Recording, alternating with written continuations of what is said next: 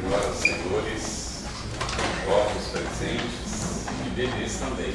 Boa noite.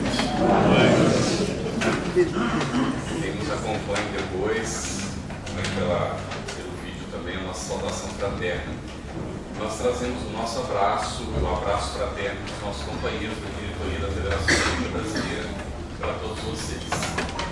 É uma satisfação imensa nós estarmos aqui participando deste momento comemorativo dos 150 anos da Gênese.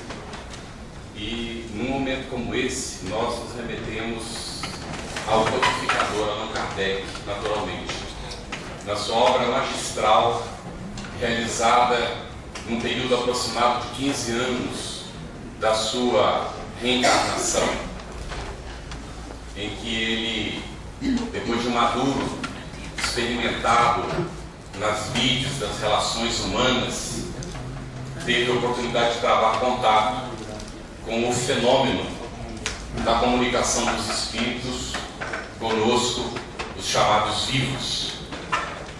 Num momento em que não havia nenhum tipo de sistematização a respeito do assunto, em que os espíritos se manifestavam em qualquer lugar e nas reuniões de salões, onde as pessoas se reuniam para se divertir, e também nas casas de família. Foi numa dessas reuniões que, por primeira vez, Hipólito Leão Denis Arrivaio teve a oportunidade de assistir a essa comunicação e percebeu ali a seriedade daquele fenômeno que era tratado por muitas pessoas com leviandade, como uma burla, um momento de diversão, e por algumas outras já como algo muito sério. Tanto é que quando ele se aproximou, recebeu das mãos de Didier, conforme ele mesmo registra em Obras Póstumas, um caderno onde vinha o registro, ou vários cadernos onde vinham os registros de comunicações que Didier e outros companheiros já vinham mantendo com o mundo espiritual há algum tempo. Mas reconheceram no professor Hipólito Leão Denis Arrivaio a capacidade de dar um destino, um aproveitamento para aquelas anotações que eles não sabiam bem o que fazer com aquilo, apesar de Didier ser livreiro e se tornar mais tarde o livreiro, não é, de Allan Kardec para a publicação das obras do Espiritismo. E quando então ele vai aprofundando o assunto, uma das primeiras coisas que ele percebe, que ele nota nesse contato com os espíritos, é que os espíritos não eram nada mais do que os homens sem a vestimenta de carne. Eram nada mais que os seres humanos que vivem no nosso dia a dia e que alguns eram sábios e outros muito ignorantes da própria realidade. E ao invés de simplesmente selecionar o seu contato só com os que seriam considerados superiores, ele vai travar contato com todo tipo de espírito justamente para conhecer a realidade que não era conhecida das pessoas. Vai então chegar à seguinte conclusão, de que os espíritos não sabiam tudo e que eles falavam conforme o grau de desenvolvimento que tinham. Portanto, também manifestava opiniões pessoais. E que ele estava diante de um grande desafio: extrair daquilo que os espíritos traziam o conhecimento do que é a realidade espiritual e do que é que a humanidade precisava fazer como encarnados para adentrar-se nesse mundo novo, que na verdade é muito velho, porque existe desde quando nós existimos aqui no planeta.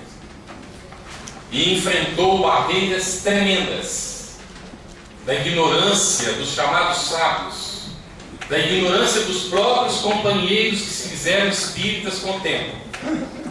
Enfrentou dificuldades que permanecem até os dias atuais, quando muitas pessoas travam contato com esse ensinamento maravilhoso que ele codificou, em função da inferioridade que nos caracteriza, não têm condições de extrair a pureza do ensinamento e colocam as suas opiniões pessoais, os seus conflitos e o trazem para dentro do movimento espírita. Esse risco era um risco que nós corríamos desde o início. Leon Denis, que foi e continua sendo o maior filósofo que o Espiritismo teve depois de Allan Kardec, teve a ocasião de afirmar: o Espiritismo será o que os homens fizerem dele. Vamos entender. Na obra que é um ensaio bibliográfico de Allan Kardec, feito por Zeus Van Tuyl e Francisco Thyssen, na apresentação da obra, ele diz que o Espiritismo apresenta dois aspectos que são perfeitamente integrados um com o outro e complementares um ao outro. O primeiro aspecto é a codificação feita por Allan Kardec. É a doutrina em si apresentada para todos nós na obra monumental desse nosso mestre Allan Kardec. E o outro aspecto é o movimento espírita. Mas que a doutrina, o Espiritismo, ele é composto por esses dois aspectos. Então é nesse segundo aspecto do movimento espírita é que nós faremos do Espiritismo aquilo que nós desejarmos e conforme nós atuarmos. Mas a doutrina espírita, ela não pode ser conspurcada. Por mais que alguém chegue à conclusão que o Livro dos Espíritos está ultrapassado, como já aconteceu, e reescreva as respostas às perguntas, como já aconteceu, isso não fere a doutrina espírita, porque isso é uma ação de um indivíduo ou de um grupo isolado, influenciado pelos espíritos inferiores, e que os espíritas, de fato, não levam isso em consideração. Os incautos que não conhecem, pessoas que gostam de polemizar, então adentram por esses caminhos e se desviam da proposta, tentando prejudicar a base. Mas a base é uma rocha firme, como um cristal, que nós não podemos ferir. Por mais que nós façamos, nós poderemos tocar no movimento espírita, mas nós não tocaremos na doutrina que é dos espíritos. Portanto, também nossa, porque nós somos espíritos encarnados, mas nós não temos a autoridade de tocar no ensinamento que os espíritos trouxeram, de maneira nenhuma, por mais que a gente escreva ou faça. Ah, mas a revelação não é progressiva? É. No entanto, Allan Kardec, nessa obra magistral, chamada Gênese, inicia com uma introdução maravilhosa, e logo em seguida, no capítulo 1, coloca o caráter da revelação espírita. E deixa muito claro qual é o papel dos espíritos, qual é o nosso papel. E ele vai colocar que o Espiritismo é uma obra conjunta dos desencarnados com os encarnados. E foi o papel que ele cumpre, junto com os médios que à época reencarnaram para dar o apoio, e outros trabalhadores que reencarnaram com ele, entre eles Leon Denis, que nós já citamos, e não vamos citar todos eles aqui, que foram vários trabalhadores que realizaram a tarefa mais ou menos bem, conforme as suas características. E entendamos isso desde o começo: somos seres humanos, espíritos imperfeitos reencarnados à época identificado pela doutrina que Allan Kardec nos apresentou como um planeta de expiação e provas em transição para a regeneração. Portanto, a obra que nós realizamos não é perfeita. É uma obra ainda influenciada pelas nossas características limitadas e, portanto, sujeita naturalmente à evolução. E ainda há um outro aspecto a ser considerado. Nós não temos condição de entender. E aí Allan Kardec vai nos examinar dentre os assuntos Deus. E a nossa dificuldade de entender a Deus. Podemos ver a Deus, nosso Pai, Disse Jesus que os puros de coração verão a Deus.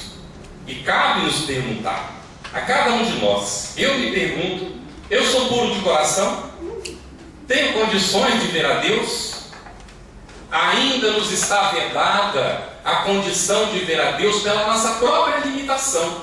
E esse ver a Deus, o significado é compreender em plenitude e integrar-se ao Criador em plenitude. Então ainda não temos essa condição e necessitamos reconhecer isso. Isso é um ato de humildade do Filho necessário para o nosso próprio crescimento. Quando nós nos colocamos na posição de o sabe tudo, que tem para ensinar para os demais, e inclusive para reparar o trabalho que Allan Kardec fez, então nós teremos que arcar com as consequências daquilo que nós estamos propondo para os nossos semelhantes. Só para que a gente possa entender, Chico Xavier é conhecido de todos nós, não é isso? Quantas pessoas no mundo desejaram estar no lugar do Chico?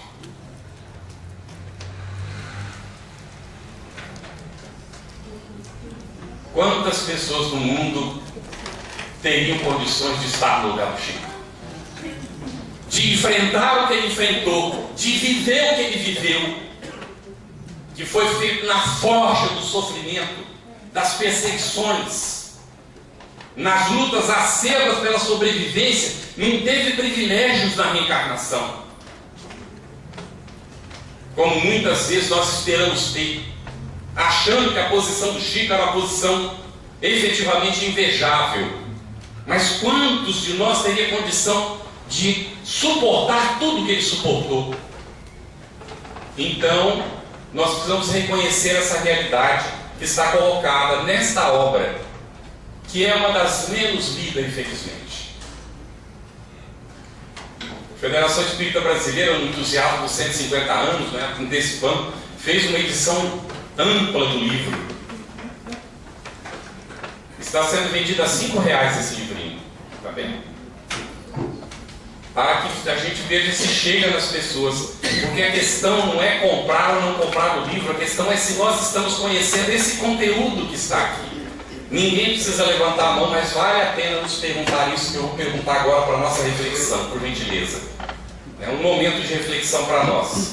Nós estamos em agosto, finalizando o mês de agosto, do ano em que a obra completa 150 anos, quando o Espiritismo completa 161 anos, não é assim? Do lançamento do Livro dos Espíritos, não é? Quantos de nós que está no salão leu a obra? Ninguém precisa levantar a mão, por favor, porque aí pode constranger os outros, tá bem? Mas para a nossa reflexão, quantos de nós leu a obra? Quantos de nós estudou essa obra? Eu vou dizer para vocês que eu vou ficar muito feliz, mas muito feliz, realizadíssimo, se depois que nós sairmos daqui, quem não leu a obra, leia. Passa na livraria, se não ganhar o livro agora no sorteio, compra o livro. Leia o livro. Mas nós vamos fazer mais do que isso, nós vamos estudar esse livro. Porque isso aqui é a comieira da obra de Allan Kardec, que nós dizemos ser seguidores dele. Como é que nós podemos ser seguidores de uma doutrina que a gente não conhece? É possível? Então vamos lá. Essa obra nos leva a muitas reflexões, muitas.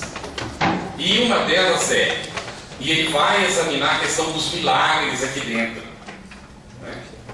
Jesus fez milagres? Faz Deus milagres? É possível existir milagres? O que é que nós entendemos por milagres? Um grande milagre que nós podemos fazer para nós mesmos é conhecer isso aqui e aplicar. Isso com certeza é um grande milagre que a gente pode fazer conosco. Mas milagre é aquilo que não é conhecido. É por isso que é chamado de milagre. A partir do momento que a gente entende o mecanismo, sabe como funciona, como acontece, já não é mais segredo, então não é mais milagre. O que significa então? Que quem acredita no milagre está na ignorância do passado. Porque o Espiritismo faz 161 anos que diz que o milagre não existe. Com todo o respeito que nós vamos ter ao nosso passado. Porque não faz muito tempo que a gente aceitava que o milagre existe. E há gente ainda espírita que tem dúvida se não é que existe um milagre mesmo. Ou espera que ele venha acontecer. Por exemplo, espera por osmose desencarnar e ir para nosso lar. Não é? Bota o livro embaixo do braço, não estuda, não é? Aí deixa o livro por lá, alguém pega, não é? Pelo menos alguém pegou e vai estudar, vai ler. E aí espera desencarnar e ir para um lugar muito bom. Aí nós dissemos, vai ter muito espírita chegando no mundo espiritual e vai pedir certas coisas. E aí, não é? Como o André Luiz foi fazer, não foi? O que o André Luiz queria? Ele queria ser médico, como foi aqui, lá no mundo espiritual, mas lá não tem os consultórios que tem aqui. Se alguém é médico na sala, reflitamos um pouquinho, tá bem? Lá não tem consultório como aqui. O que é que tem lá? Lá tem auxílio aos que necessitam. Então ele foi convidado a visitar o nosso lar, né, para conhecer. E conhecendo, ele se deparou com o que ele tinha que fazer. E se tornou enfermeiro. 12 horas de trabalho. Quando ele viu, tinha passado as 12 horas já. Aí foi descansar. E volta para o turno. Achou o trabalho que tinha que fazer. Será que nós vamos precisar desencarnar para chegar a essa conclusão, mesmo tendo lido na André Luiz? É a pergunta que nós nos fazemos algumas vezes, não é? E aí, o orador tem que fazer para ele mesmo. Com muita frequência. O que adianta a gente ter expectativas, senão vai repetir aquela situação que eu acho que vocês já conhecem, não é? Daquele orador que falava muito bonito e ele tinha o hábito de falar na casa que ele frequentava e tinha um velhinho que vinha e sentava lá no fundo. Já ouviram essa? O velhinho sentava lá no fundo e assistia as palestras dele. E ele ficava encantado, porque o velhinho ficava, né, assim, ligadão todo o tempo, nem cochilava, né? E tal. E aí, um belo dia, desapareceu o velhinho, não apareceu mais. Aí ele ficou, né, pensando, o que será que aconteceu com ele e tal? E perdeu o rumo do velhinho, esqueceu do velhinho, continuou fazendo as palestras dele, aquela coisa toda, até que chegou o dia dele também, né? Aí bateu as bolas, plof! E no mundo espiritual, assim, naquele período de turbação, ele viu uma luz que vinha ao encontro dele, né? Aí meio turbado, ele viu que aquela luz foi se definindo, aí ele viu assim, eu conheço o senhor. Só que naquela luz que ele estava olhando, ele olhou para ele, e ele não tinha aquela luz. Aí ele disse, mas o senhor não é aquele velhinho que assistia às minhas palestras? Ele disse, pois é, meu filho, sou eu mesmo. Aí, com muita gratidão, eu venho aqui lhe receber. Não, mas o senhor está todo iluminado. Aí ele disse, pois é, meu filho, eu fazia tudo o que você falava nas suas palestras. Bem? Então, espíritas, nós somos convidados a ser trabalhadores. Neste livro aqui, eu estou falando aleatoriamente, tá bem? Não estou fazendo uma sequência do conteúdo, que numa palestra é impossível. Então a gente vai falando daquilo que a gente foi estudando aqui e vai encaixando. Aqui no final do livro vai falar da geração nova, os novos tempos, a nova era, não é? Que o Espiritismo veio preparar, está certo? Nós falamos que quando Allan Kardec fez a codificação, ele identificou, pela revelação dos Espíritos, que a Terra estava num período de transição, saindo da expiação e prova para entrar na regeneração. Muito bem. Abril de 2010, estávamos comemorando o centenário do nascimento de Chico Xavier, num congresso em Brasília. Alguém esteve lá? Neste congresso, é muito interessante que Divaldo recebeu uma mensagem de Bezerra de Menezes. E a mensagem, eu vou falar com as minhas palavras, né, que o que estava escrito tinha esse conteúdo. Que os espíritas reunidos nas cercanias da terra naqueles dias haviam chegado à conclusão de que a Terra adentrava o período da regeneração.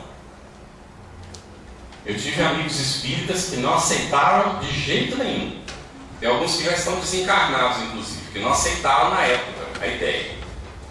Então vamos lá. No Evangelho segundo o Espiritismo não tem lá a categorização dos mundos. Tá bem? Tem muita diferença do mundo de expiação e provas para o mundo de regeneração? Tem algumas diferenças. Tá bem? No entanto, nós sabemos que a natureza não dá saltos, nem a nossa evolução. Tudo vai progressivamente.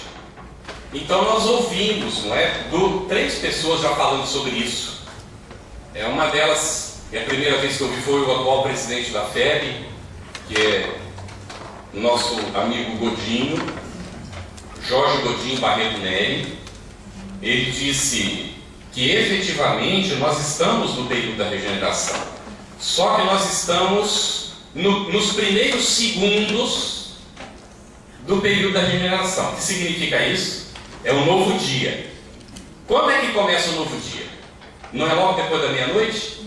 Aí nós ouvimos o Haroldo também numa palestra falando sobre isso. Então nós estamos nos primeiros segundos passado da meia-noite. Olha a reflexão que a gente faz. Passado da meia-noite, está escuro, não está? Está escuro. Para a gente conseguir ver, tem que ter luz. E quem não tem luz própria precisa da luz alheia. E nós estamos convidados como espírito a acender a nossa própria luz para conseguir ver este momento que está acontecendo, que é a entrada na regeneração. E nós estamos privilegiados, é um privilégio, vamos dizer assim, reencarnados nesse momento. E estamos convidados a ser os elementos catalisadores deste processo. Você sabe o que é o elemento catalisador em química? É um agente que é reagente que você coloca para desencadear o processo químico. Então é igual o fermento que Jesus falava para levedar a massa toda. Tudo bem? Então vamos lá, nós somos o fermento para poder levedar a massa. O que é a massa? É o povo. Para que então essa concepção chegue a todas as pessoas. Mas isso não chegará às pessoas pelas nossas palavras. Daí está o grande desafio. Porque o espírita não pode repetir mais as experiências que ele viveu no passado. Não é só não acreditar no milagre. É não esperar que o centro espírita seja o substituto da igreja. Porque não é. Porque no tempo que a gente estava ligado às religiões tradicionais, às vezes fundamentalistas, a gente estava acostumado aos rituais. Então ia uma vez por semana, fazia confissão, ou cumpria o ritual conforme a religião, e estava justificado, porque assim os sacerdotes ensinavam. Mas nós espíritas sabemos que isso não resolve, é ou não é assim? Tanto é que nós fizemos uma opção. Aí eu me lembro agora de um professor que eu tive que se incomodava muito pelo fato de eu ser espírita. E eu não negava isso para ninguém. Na Universidade de Brasília, e aquilo incomodava muito ele. E um dia eu já estava trabalhando, estudava pela manhã e trabalhava pela tarde. E ele então me ofereceu carona, porque ele morava depois do local onde eu trabalhava. E ele estava doido para estar em particular comigo, porque ele queria fazer uma pergunta crucial para a vida dele. Ele queria saber se os meus pais eram espíritas. Aí então eu disse para ele sim, e fui tentar continuar, não é? Ele disse, ele está explicado. Me interrompeu, não deixou falar. Ele ficou falando o resto do caminho, até chegar no local onde eu tinha que descer para trabalhar, e foi embora. Plenamente justificado, porque eu era espírita, porque os meus pais eram espíritas, segundo a concepção dele, porque ele não deixou explicar. As pessoas que são ignorantes, que se julgam sábias, elas não querem ouvir os outros, para que não se deem conta do tamanho da ignorância que elas têm. Então elas têm ideias preconcebidas e agem conforme essas ideias, e criam um mundo à parte com essas ideias preconcebidas. Vão anotando aí que a gente vai citando alguns livros. Vou citar um livro agora que não é espírita, eu adoro citar esse livro. É de Dom Miguel Ruiz, um autor mexicano, que escreveu The Four Agreements, traduzido para o português como Os Quatro Compromissos. Se fosse pagar o royalty, né, da propaganda que eu faço no livro dele, em quase todas as palestras eu falo que vale a pena ler Os Quatro Compromissos. E uma das coisas que ele diz é para a gente não fazer, não assumir que os outros estão pensando ou dizendo tal coisa, porque a gente pode estar entendendo algo que não está sendo dito nem pensado pela outra pessoa, tá certo? Então esse professor não deixou explicar para ele. O que eu vou agora não é dizer para vocês. Eu queria dizer para ele que quando eu nasci, meu pai era espírita, minha mãe era filha de Maria. Vocês sabem o que é ser filha de Maria? Ela ajudava a organizar as procissões na igreja, a carregar o andor da Virgem, aquela coisa toda, não é? E até o tempo que a gente morava no campo, até os 7 anos, a minha mãe nos levava na igreja. E o nosso pai nunca disse, nós somos 4 irmãos, por isso eu falo nosso pai, tá bem? Nunca disse para ela que não, porque ele tinha vindo de uma família católica não fazia muito tempo. E tinha conhecido o Espiritismo porque um irmão dele tinha sido desenganado por 4 médicos na cidade, tuberculoso. A saúde pública já tinha ameaçado a família de tirar ele de dentro de casa e levar para algum lugar, porque ele era ameaça de contágio para os vizinhos. E aí a vozinha ouviu alguém dizer que tinha um curandeiro lá na cidade, que era assim que chamavam os espíritas, sendo ou não curandeiro. E que ele curava as pessoas. E ela católica, ferrenha, né, daquele tipo quase beata, né? Disse assim, pelo meu filho eu faço tudo. Mandem chamar o homem. Mandou o filho lá para chamar. Aí o senhor estava trabalhando e disse, olha, quando eu terminar aqui o meu trabalho, vai ser lá pelas 5 horas da tarde, eu vou lá para ver o seu irmão. Aí o irmão foi lá e disse assim, mas o meu irmão poderá estar morto essa hora. Ele falou, não, meu filho, fica tranquilo, o seu irmão não vai morrer disso não. Pode ficar muito tranquilo. É que eu tenho uma responsabilidade, eu não recebo pelo que eu faço para ir lá visitar o seu irmão, eu não sou médico, eu não recebo. Então eu preciso trabalhar para sustentar minha família. A hora que eu terminar o meu trabalho, eu vou lá. E aí foi o irmão embora, depois se tornou trabalhador desse homem também, né? Ensinou o ofício para ele, pedreiro.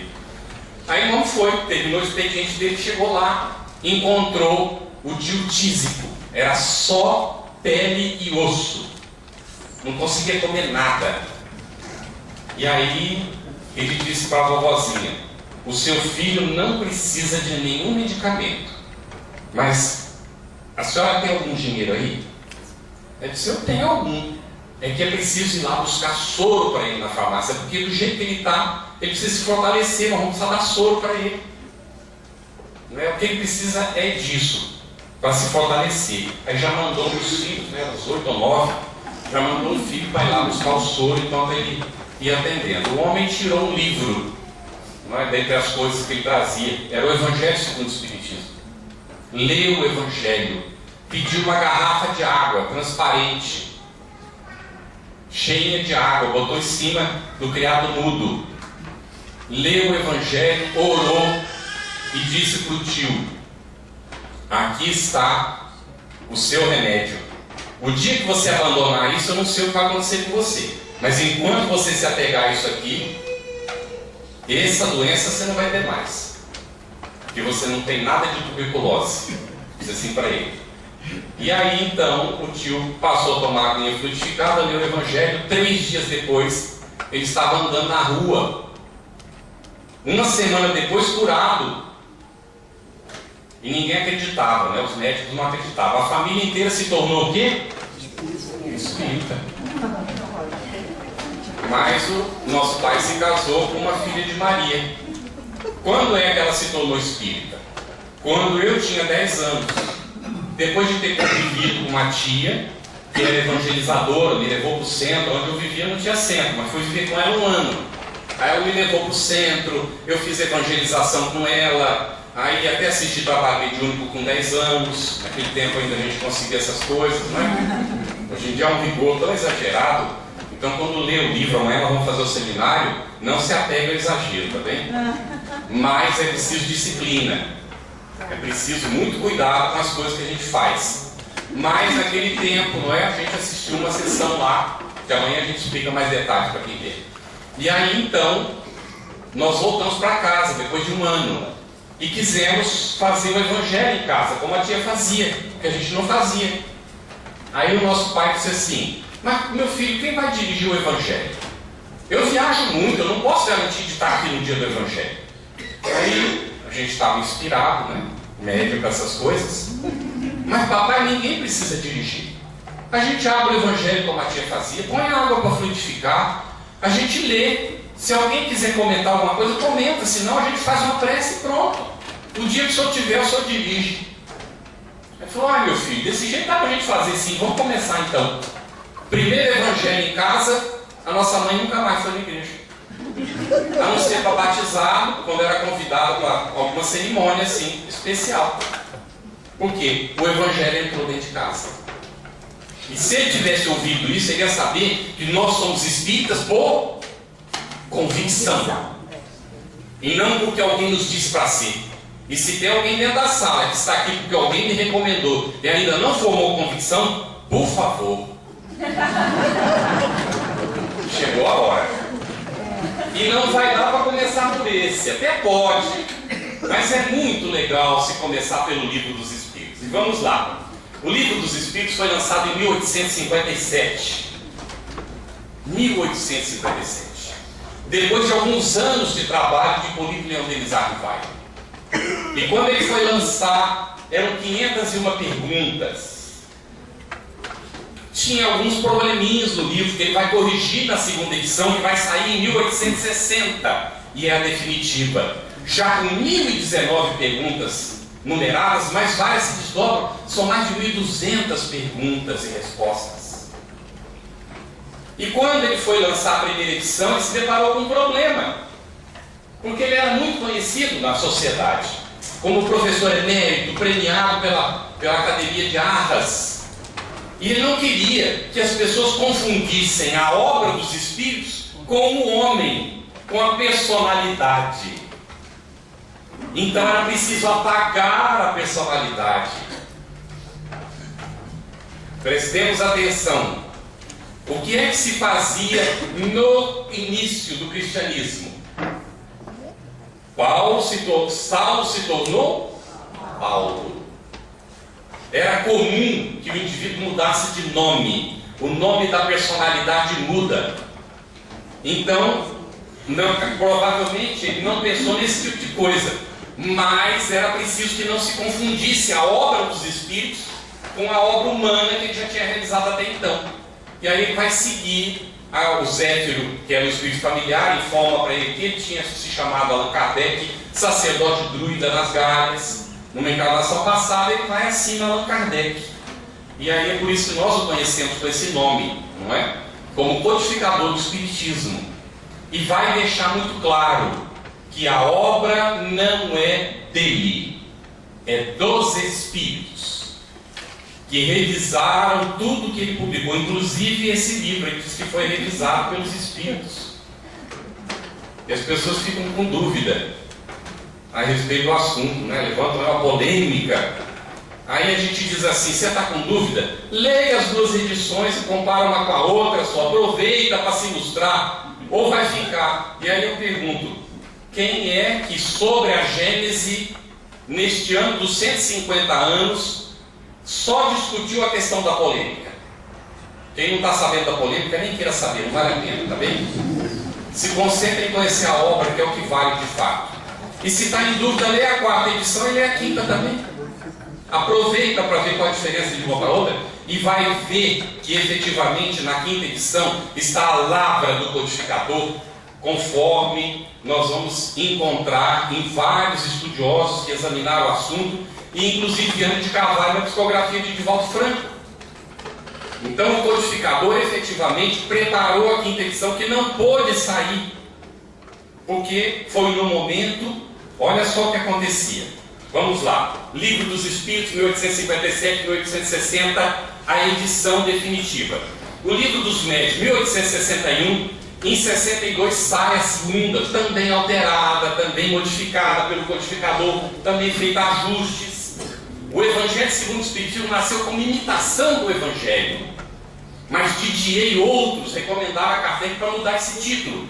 Então ele vai sair com uma segunda edição, como o Evangelho segundo o Espiritismo. Em 1866 sai a terceira edição definitiva. Olha só, 64 e 66, também com modificações, com operações feitas pelo codificador. O Céu e o Inferno, ele sai em 1865, e a edição definitiva vai sair depois da desencarnação de Allan Kardec, em junho de 1869, depois da desencarnação dele. Essa é a definitiva do Céu e Inferno. Aí a Gênese, janeiro de 1868, é quando sai a edição. Só que eram edições de aproximadamente 1.000 ou 1.500 obras, 1.200, uma coisa assim, e se esgotava rapidamente. Então, janeiro a primeira edição, março já estava saindo a segunda, e assim foi. Tanto é que foi preparada a quarta edição, com a expectativa, provavelmente, que ela também seria vendida em 2 meses, porque Kardec já tinha trabalhado a quinta edição para sair, estava finalizando, e era preciso fazer mais uma edição sem modificação, para que o público não ficasse sem a obra. É ilação minha? Pode ser ilação minha, mas baseado na lógica do processo. Mas acontece uma guerra da França contra a Alemanha, e aí a quarta edição não vendeu. Como é que ia se fazer uma quinta edição com a quarta encalhada? Qual é o editor que faz uma coisa dessas? Então ficou lá a quarta edição encalhada um bom tempo. Quando ela foi terminando, anos depois, então, em 1872, finalmente é possível publicar a quinta edição e definitiva da obra A Gênese. Ninguém é obrigado a aceitar nada. Nós somos espíritas livres pensadores, como o codificador nos ensinou. Mas nós temos que nos basear numa lógica. E muitas vezes os argumentos que se utiliza para combater pode ser utilizado justamente para explicar. Então depende do ponto de vista. As demais obras do codificador são várias. Vale a pena conhecer o Principiante Espírita, monumental. Algumas foram substituídas, como uma obrinha que ele escreveu sobre as manifestações práticas, que depois o Livro dos Médios substituiu. Bem? Mas vale a pena a gente conhecer a Revista Espírita, que ele começou a editar e escreveu durante 12 volumes. 1869, ainda tem muita coisa dele, não é, feita pelo próprio codificador. Então é preciso conhecer essa obra toda do codificador. Bom, a gente diz que o palestrante não pode recomendar aquilo que ele não está fazendo, não é? Então, num dado momento, e perdão que a gente utiliza exemplo pessoal, que a gente viveu a situação, então, num dado momento, como é que nós formamos a convicção, não é? Tinha mais ou menos 13, 14 anos. Foi na nossa cidade, que tinha mais ou menos uns 5.000 habitantes na época, e continua até hoje mais ou menos com essa quantidade, deve ter diminuído um pouco, que é uma cidade do interior de São Paulo, pequenininha, é próximo de um centro grande que chama Jales. Então a cidade é mais dormitório praticamente, né? Não cresce muito. E a nossa era a única família espírita do local. E apareceu um discípulo do Padre Quevedo, já ouviram esse nome? Que era protestante. E segundo constava, parece que pai de 8 filhos na época. E ele foi dar um curso de parapsicologia que ele tinha aprendido com o Padre Quevedo, lá na nossa cidade. E eu trocaria o nome do curso que ele deu, tiraria parapsicologia e colocaria combate ao espiritismo. Porque foi incrível, a cidade inteira ficou sabendo da existência do espiritismo, se não sabia, não é? Porque ele foi lá para divulgar. E aí, ele deu o curso dele em 2 ou 3 dias, e ora num local, ora no outro, e um dos dias era no salão paroquial da cidade. E ele agarrou o livro dos médiuns e fez uma leitura. E a hora que a gente ouviu aquela leitura, parecia que quem escreveu aquilo era um louco. O negócio todo sem pé na cabeça, uma loucura. Aí então, termina o curso no domingo, eu chego em casa e o nosso pai tinha acabado de chegar de uma viagem. Aí eu digo para ele: papai, eu não sei se eu vou ser espírita. Aí o nosso pai me olhou, respirou para falar alguma coisa, mas o jovem afoito, né? Não deixei. Falei: mas antes disso, agora eu vou estudar Kardec, porque até agora eu só li algumas coisas de André Luiz, li algumas coisas de Kardec, mas agora eu vou ler desde o livro dos Espíritos, de ponta a ponta. E aí então, se confirmar o que esse professor de parapsicologia falou, acabou, não sou mais espírita. Mas se não confirmar, então, aí o nosso pai simplesmente olhou e disse assim: faça isso, meu filho.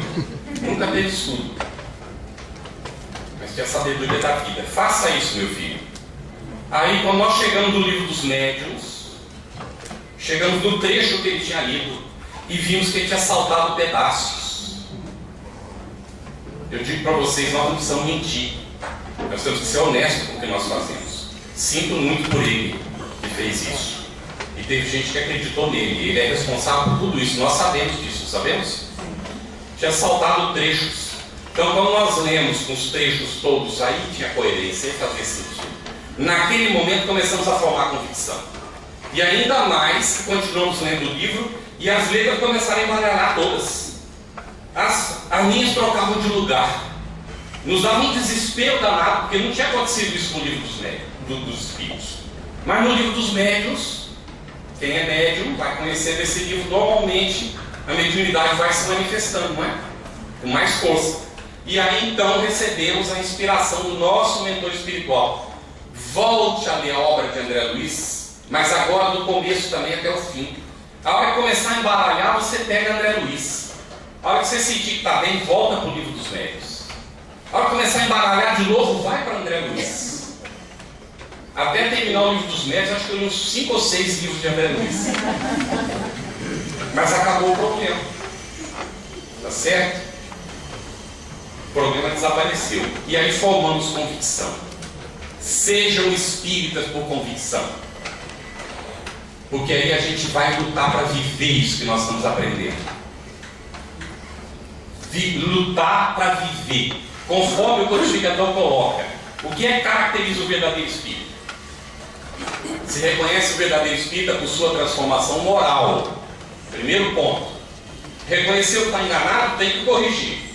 Luta para isso, às vezes leva anos. Posso falar por mim, gente. É uma luta ingente. Às vezes eu vou na frente do espelho e digo: mas outra vez? Mas onde é que está a vergonha? Porque você não quer ser grosso com ninguém. Na hora que vê, ô Senhor Jesus Cristo, não é possível que não vai conseguir dominar essa índole, não é? Aí vamos naquela luta de novo. Quando você pensa que já conseguiu, cai de novo. Mas não é para desesperar, não, é para insistir mesmo. Não é porque aí alguém diz assim: quando Adão foi expulso do paraíso, teve que ir para a terra para comer o pão que o diabo amassou. Aí eu digo assim: não, para comer o pão que ele mesmo amassou, quando ele era o diabo. Porque o que é o diabo, senão nós mesmos equivocados do caminho? Não é assim? Então a gente amassa o pão lá atrás, agora tem que tragar aquele pão ruim que a gente amassou lá atrás. O que vai fazer? Vai querer comer o pão do vizinho, que é mais gostoso? Mas aquele não, pão você pode comer eventualmente. Você vai comer todo dia o que você amassou. E não adianta reclamar, porque se reclamar, está amassando outro pão ruim que vai ter que comer no futuro outra vez. Não é assim? Então a gente vai aprendendo a duras penas que é preciso fazer a transformação moral. Mas como a gente às vezes não dá conta disso, Kardec complementa. E pelos esforços que empreende para dominar ou domar as suas más inclinações. Você já viveu no campo? Você já viu como é que toma cavalo, infelizmente? Eu vi várias vezes, é horrível, gente. Eu espero que já tenha mudado o método, tá bem? Porque faz muitos anos que eu saí do campo. Mas se judiava do bichinho. Ele aprendeu que quem manda é o ser humano. Então, quando eu li Allan Kardec pela primeira vez esse trecho, de meu Deus do céu, que se domar a cavalo daquele jeito, então é só com sofrimento. Mas aí nós vamos, não é que o Evangelho do Espiritismo resgata o quê? No caráter da revelação espírita, o que é que o Espiritismo resgata? O Evangelho de Jesus. E resgata todo o Novo Testamento. Prestemos atenção. Pedro diz assim: o amor cobre a multidão dos pecados. O espírita vai traduzir como enganos, porque pecado, na acepção espírita, não existe.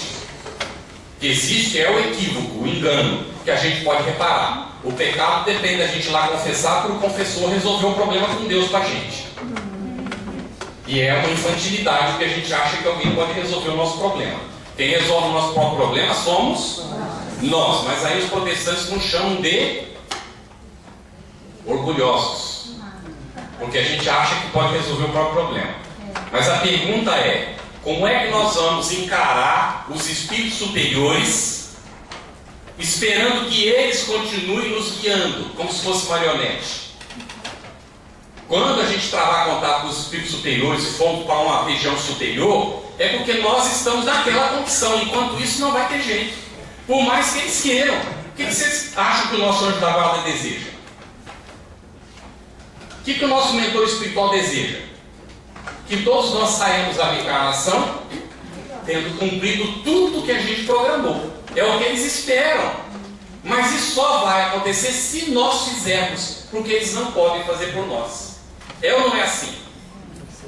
Daí a grande responsabilidade do espírita, porque o espírita sabe e não pode alegar que não sabe.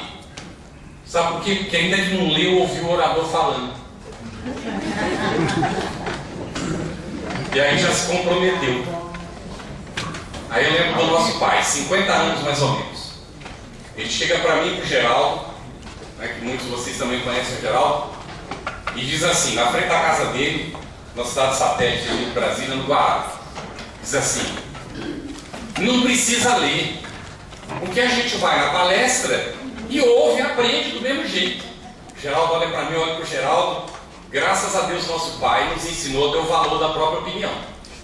Aí quase que falamos juntos: papai, nós discordamos do senhor. Aí ficou olhando curioso. Aí nós dissemos para ele, fomos falando, cada um falava um pouquinho, né? Quando a gente ouve a palestra, ouve de segunda mão o que o palestrante entendeu do que ele leu, das experiências que ele viveu. Para a gente saber a opinião mesmo, de fato, do autor, tem que ler no original.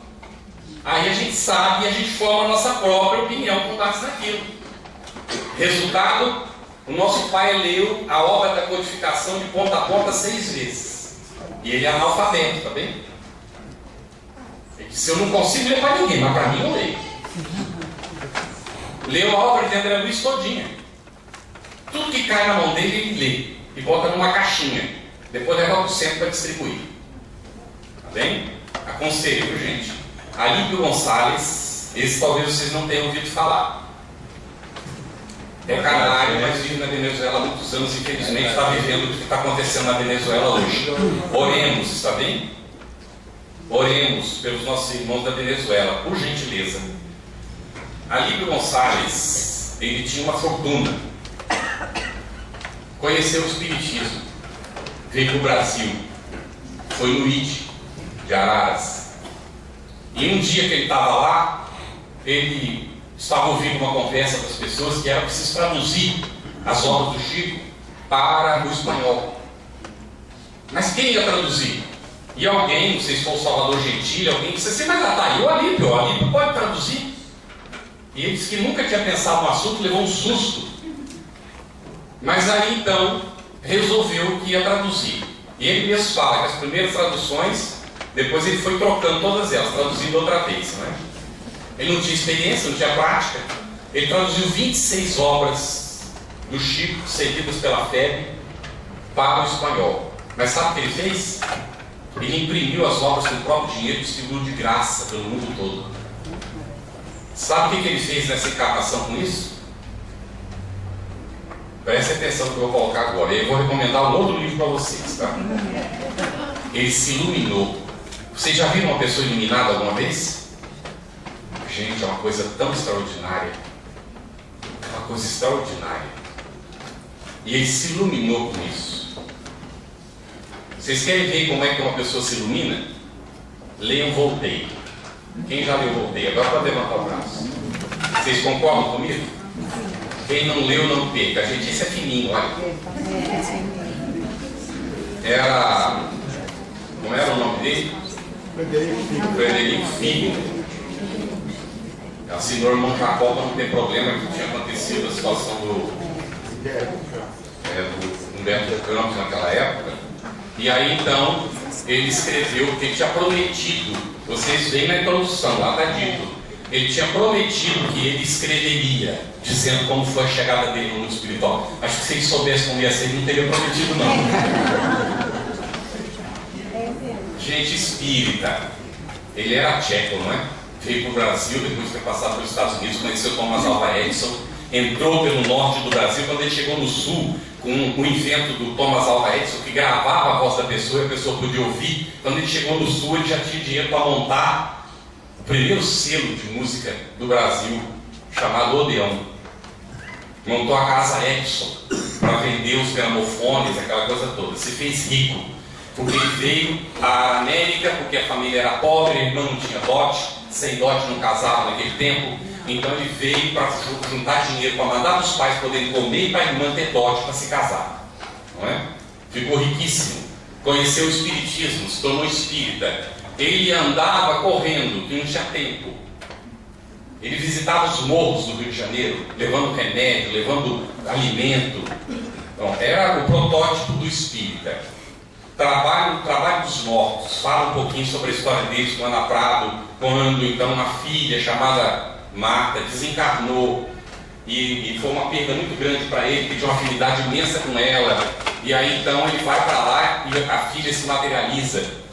É muito interessante. Mas a questão é que quando ele chega no mundo espiritual, ele não chega muito bem. Eu não vou dar detalhes não. O fato é que ele está ali aguardando. Bezerra de Menezes o recebeu, olha só, Bezerra de Menezes o recebeu. Eles estão aguardando para formar um grupo que vai ascender juntos, passar pelo umbral, para poder ir para os locais onde eles merecem estar. E na espera ele vê uma mulher que vem vindo toda iluminada, cheia de luz dentro, brilhando como uma lâmpada.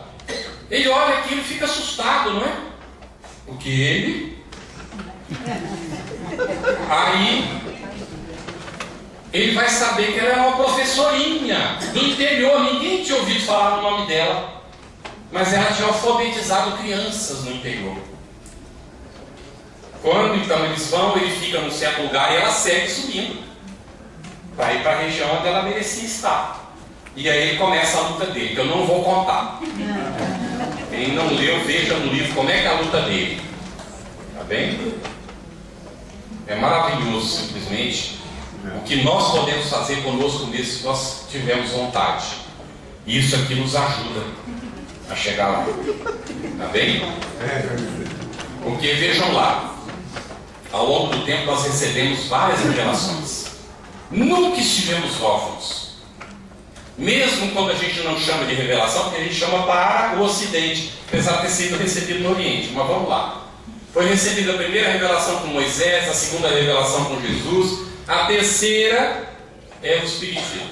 As duas primeiras, Allan Kardec explica direitinho aqui nessa obra, estava sentado sobre a cabeça de uma pessoa, Moisés e depois Jesus. Portanto, era a obra...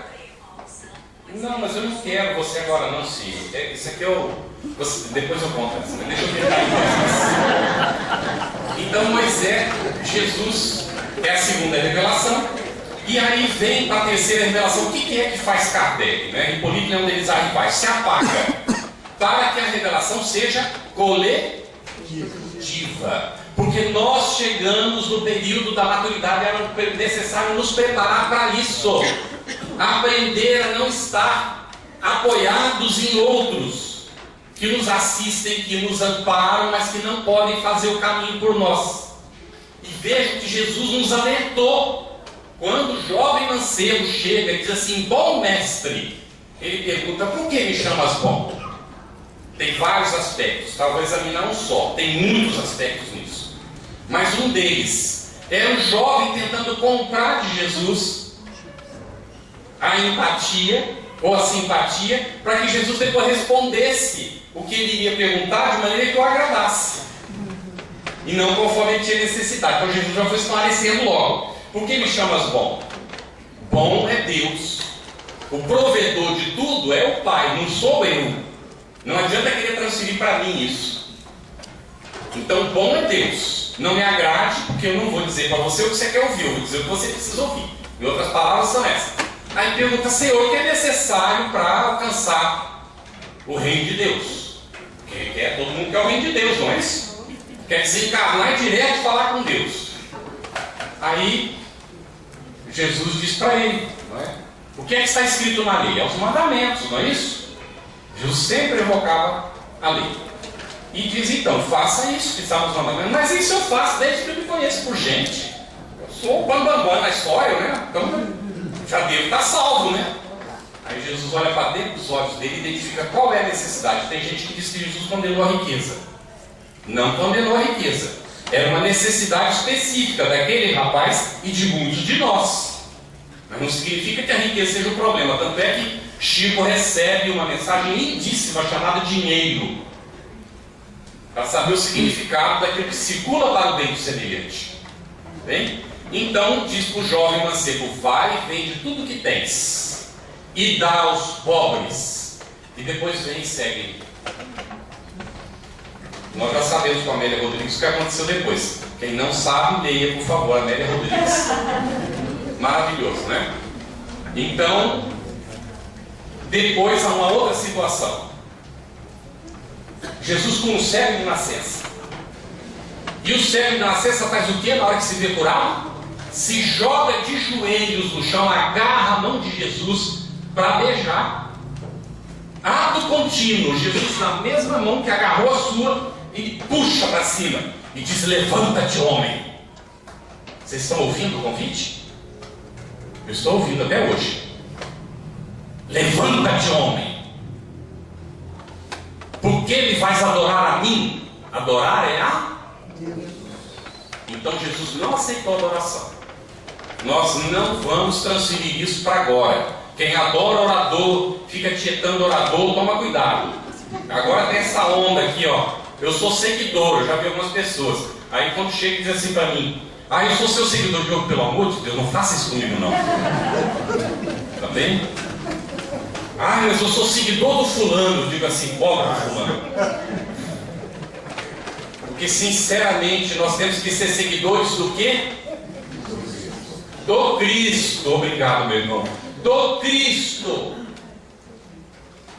Aí é que está. E vamos entender isso no final do nosso comentário. Podemos encaminhar para o final? Tá bem? No certo podia passar das 9, eu não sei quanto pode passar, pode um pouquinho mais. Então, vejam bem.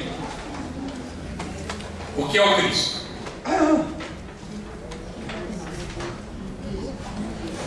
O guia e modelo, não é? Mas lá está perguntado, na 625, quando pergunta, não é, qual o guia e modelo que foi dado para o modelo e guia que foi dado para a humanidade.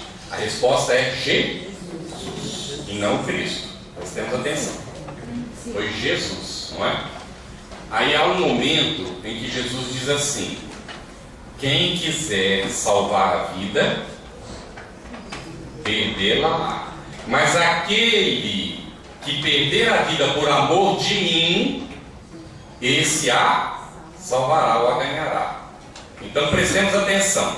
Se fosse Jesus falando, não seria orgulho da parte dele dizer que ele era o caminho da verdade da vida, o caminho, a verdade e a vida?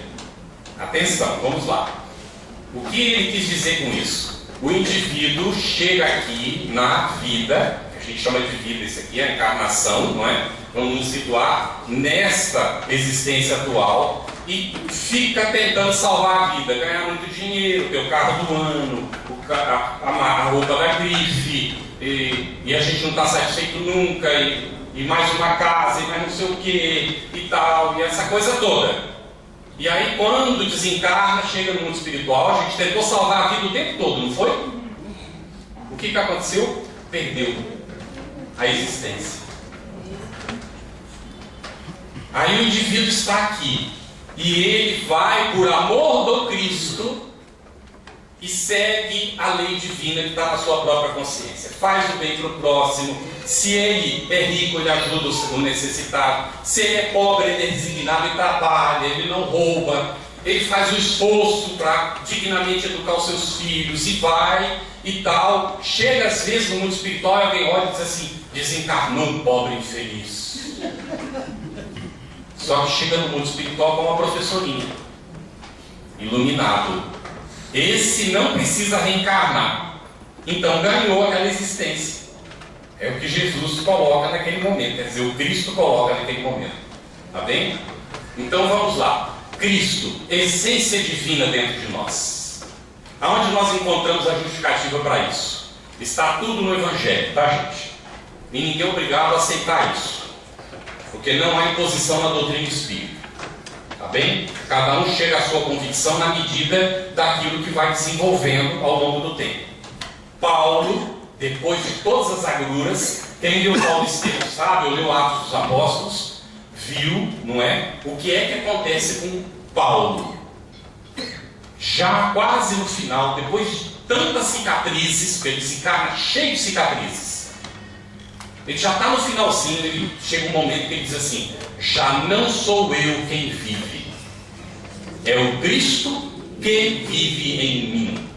O espírita pensa assim, virou médium de Jesus. Não é nada disso não.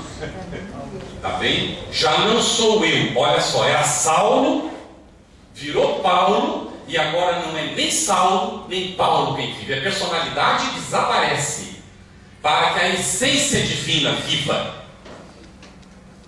E a personalidade se coloca a serviço da essência divina e ganha a encarnação. A chegar ao ponto de Bezerra de Menezes, que nesta última, conhecido como Bezerra, quando chega no mundo espiritual, é um espírito completista, na expressão de André Luiz. Não precisa mais reencarnar na Terra, salvo em missão.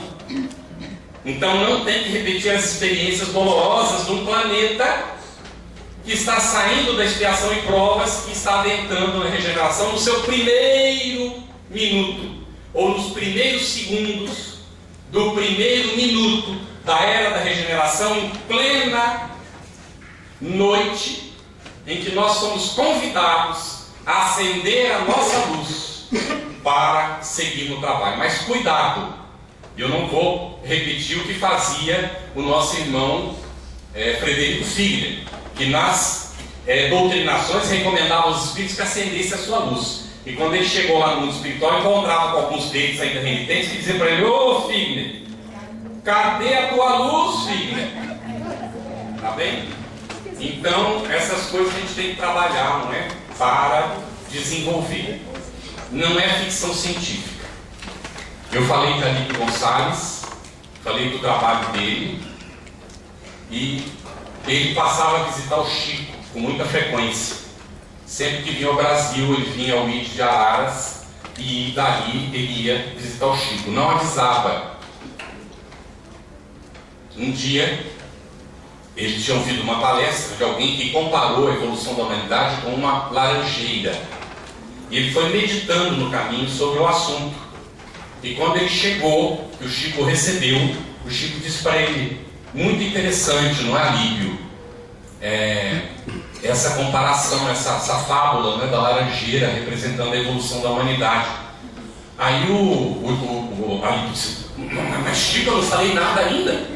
Ele disse: sim, fica tranquilo, Alípio, eu estava te acompanhando desde o quilômetro tal, quando você passou por aquela ponte. Tá bem? Aí o Alípio me contou: eu não tenho razões para duvidar do que ele me contou, então eu conto para vocês, tá bem? Ninguém é obrigado a aceitar. Os que estavam numa rodinha, 5 ou 6 pessoas conversando com o Chico depois do trabalho, na casa dele, não é? E aí via que o Chico pegava o paletó e fazia assim de vez em quando. Aí se corria com o paletó assim, e as pessoas começaram a notar aquilo, né? E alguém disse assim: você está passando mal, Chico? Não, está tudo bem, não se preocupe não.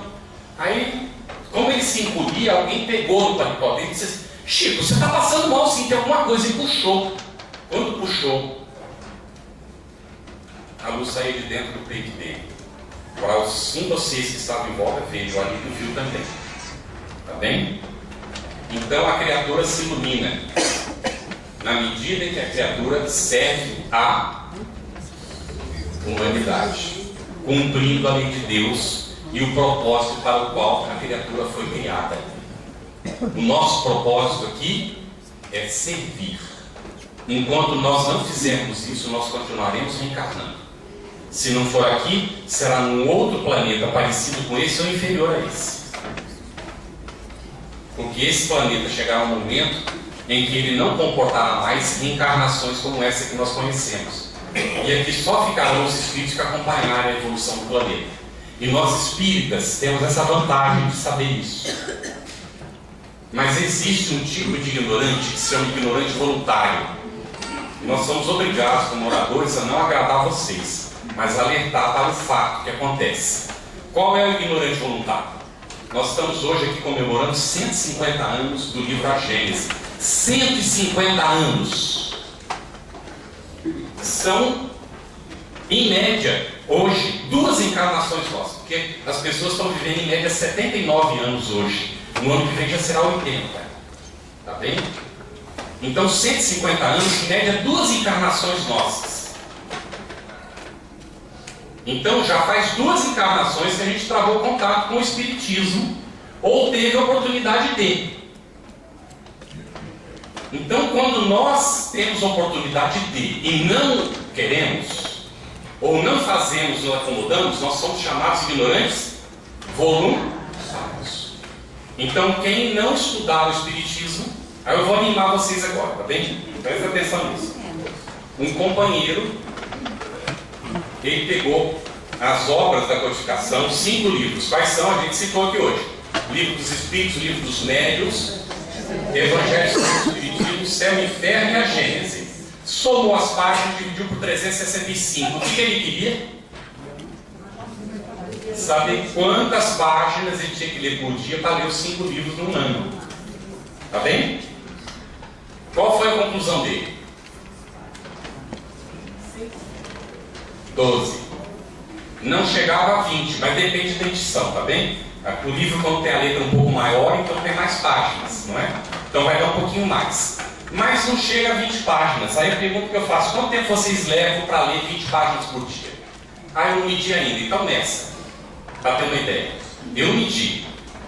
Tá? Me toma mais tempo que a minha mulher. 8 vezes mais tempo que ela.